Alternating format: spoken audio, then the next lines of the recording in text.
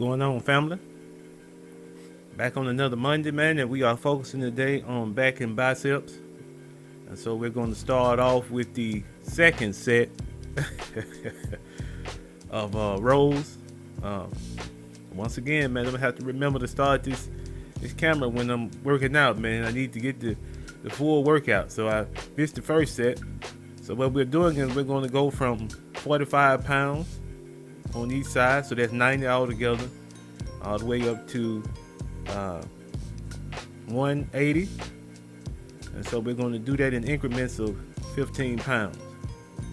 If you notice, I have all my gear on this morning. I got my belt on as well as my glove. And the reason why I'm doing that today, man, you know, a lot of people say that that's not necessary, but just for safety, I'm trying to make sure, man, that everything leaves the gym the way it should be. You know, I don't need anything out of place. I don't need anything torn or pulled. I don't need that right now. And so that's what we are endeavoring to do. You know, just be safe. And so, like I mentioned, we're going to start off with these rows. And what we're really trying to do is trying to hit our back muscles today. We're going to spend a fair amount of time doing several variations of rows. And then we're also going to get some bicep work done also, okay? All right.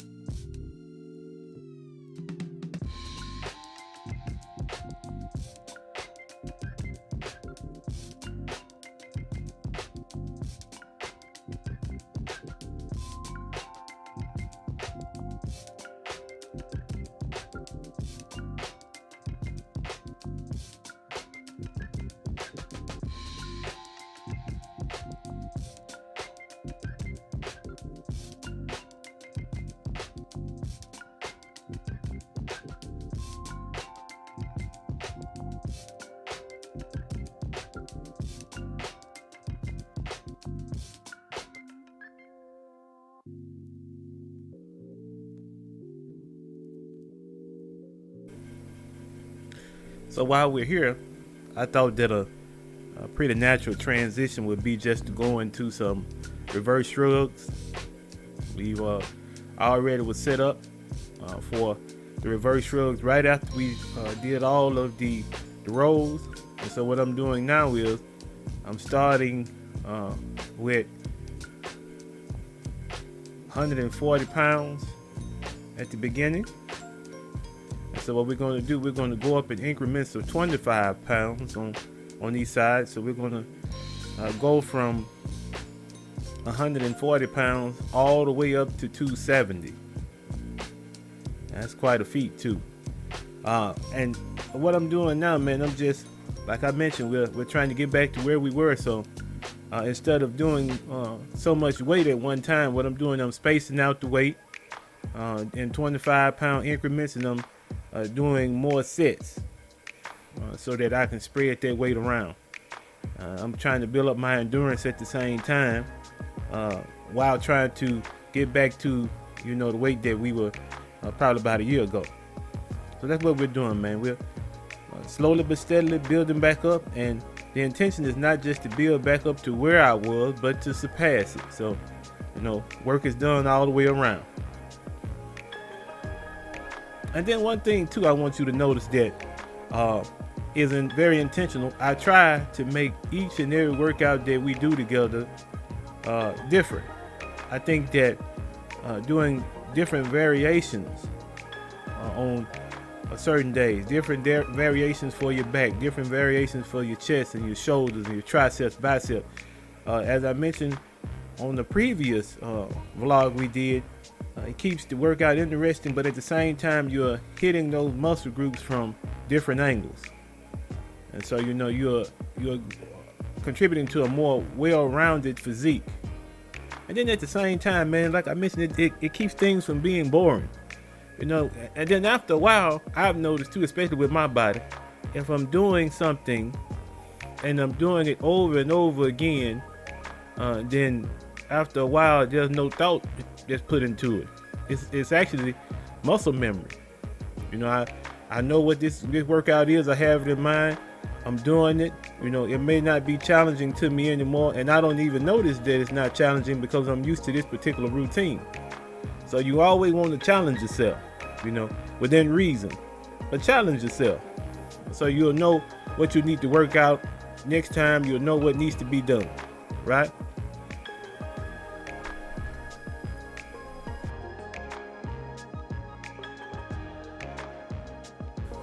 Okay, so now with this guy, well, I should say these guys, I am doing side curls, and then I'm going to go to a seated form of the row.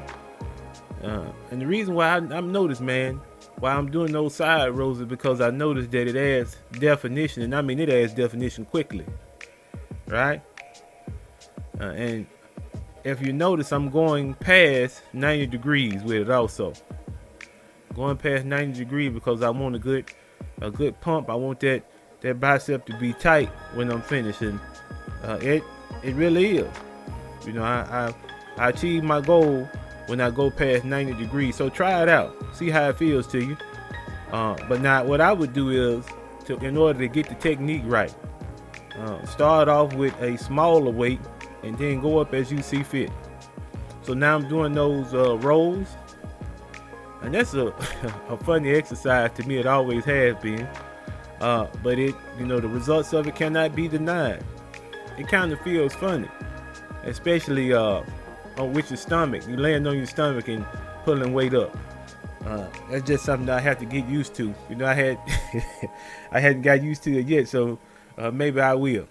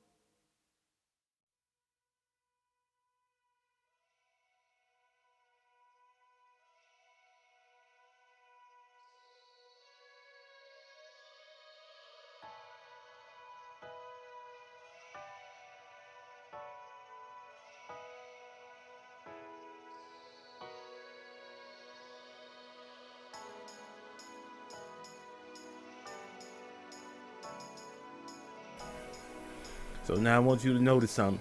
And I'm not afraid to admit it, It doesn't take away from the exercise as a whole. But at this particular point, I want you to know something.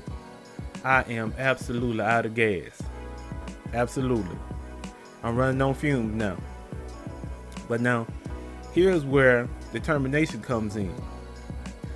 Just because I'm out of gas and I know it, am I going to stop? Or is it just my mind that's saying that? A lot of times when you think, okay, well, man, I can't go any further. But you'll notice that your body will say, no, you got a little bit more in you. You can keep going. And so that's what we're doing. Now this next exercise, we're going to do, once again, some more rows, standing rows, one arm standing rows, okay? And so I want you to notice with this particular exercise, I'm bringing the weight all the way up to my pec, all the way up. Start low, pull up high, right? Because once again, what we're targeting back muscles.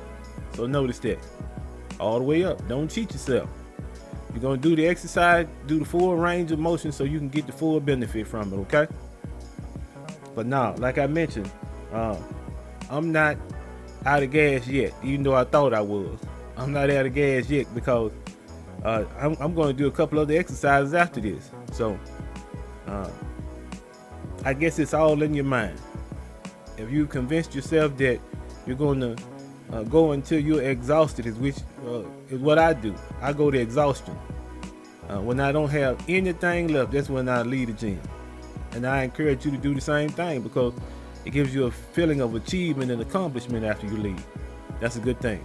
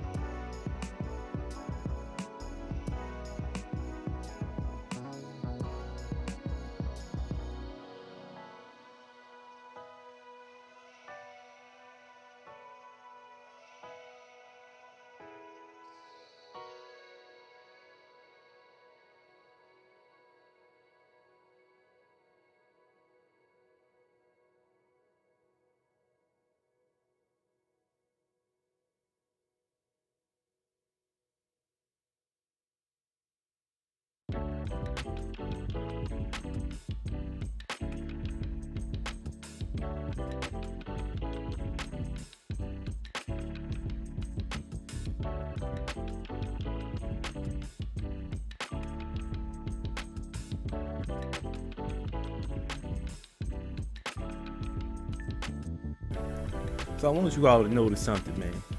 You see this older brother here? I'll tell you something. This brother works out, man, and he has the body of a 30-year-old. I promise you he does, man. He is in tip-top shape. As a matter of fact, man, when I get his age, I want to make sure that, my physique is the same as his, and he is there day in and day out. He's there. He's a trainer there. He helps to train people, but, just a wealth of information, man. That's a wonderful guy to be around, always positive, always pushing you to do better, to do more. I mean, man, I appreciate the fact that there's so many positive people around me, man. It's a blessing, as a matter of fact. So now you're going to see me struggle through these last couple of sets, but we're going to get them done.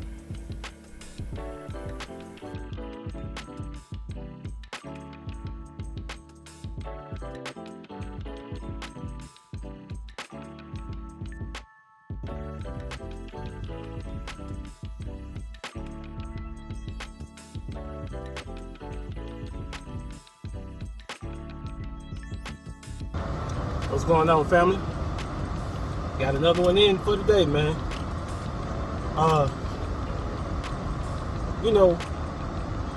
There are a couple of things that I think I am pretty much over. A couple of things I'm tired of hearing. A couple of things that seem to me just to be talking points.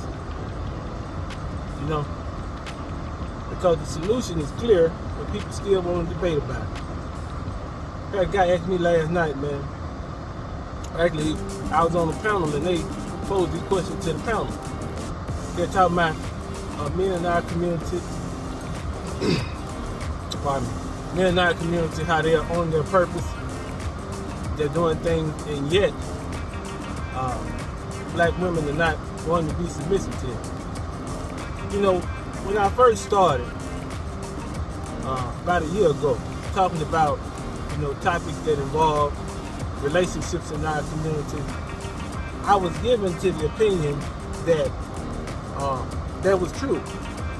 I was given to the opinion that, I'll turn the heat down, that it was solely the fault of black women that they are not submissive. And then I got to thinking about this thing, and I've really been thinking about it lately, man. When you look at our role in our community, and you really diagnose it, man, you really get down deep to the core of it, then the question doesn't become why aren't black women submitting, or why aren't women submitting in general. The questions become, are you working on yourself? Are you working on, more specifically, qualities that garner submission? So basically, are you a leader of your own home? Are you a leader of your own life? In your role as a man, is responsibility something that you shy away from? The things that you're required to do you do them, and do you do them on time? See, here's the thing. This particular person who asked this question inserted in the question that most black men are on their purpose. They're on their purpose. So now my question is this: does your purpose involve having a wife and children in a home of your own? Maybe having the things that ordinary families would have, the stability that we see a whole lot of families are fighting to maintain today. Is that part of your purpose? That'd be the question, because there are a lot of things that a person can look at and say, okay, this is my purpose. This is my purpose. This is what I'm supposed to be doing. But is your purpose contributing to the community at large? And we know what areas we need to work on. We need to work on the divorce rate. We need to work on the rate that children are raised in a single-parent family. We need to work on the rate at which men in our community are incarcerated. We need to work on these things, man. And unlike a whole lot of people, I don't take the political approach to that. I don't, because I don't believe man can govern himself. Now, that's just my thought. But then at the same time, what are you doing to foster an atmosphere where things can be better? Because a lot of times, the only thing a person needs is an example of how things can be better and what conduct needs to be carried out for things to get better. Right? Now, I'm not saying that that's a coverall, man. I'm not saying that's the antidote. But what I'm saying is, more times than not, if an individual is garnering respect from other individuals, it's because they're doing some things that require respect. If you are known for handling business, if you're known for being reliable and trustworthy and dependable, then you don't even have to worry about submission, because submission will come along with all of that. But now that's the first thing you hear some of them say. Oh, well, she's not submissive. She's not submissive. Well, what have you done that would make her submissive? Because you got to admit that with submission comes a level of trust. And if you can't handle minor things, I'm certainly not going to trust you with anything larger. But that's why, man, I advocate for becoming the best version of yourself. Physical, mental, financial, spiritual. That's what a lot of brothers are missing, I think, spirituality. Because if you're looking for a way to go, if you're looking for how to do things in a way that will garner you respect, then you need to see to your spiritual needs. Right? But now don't let me get to preaching, man. You know how I do.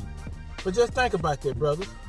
The next time that thought pops up into your mind, think about what things you are doing to garner submission.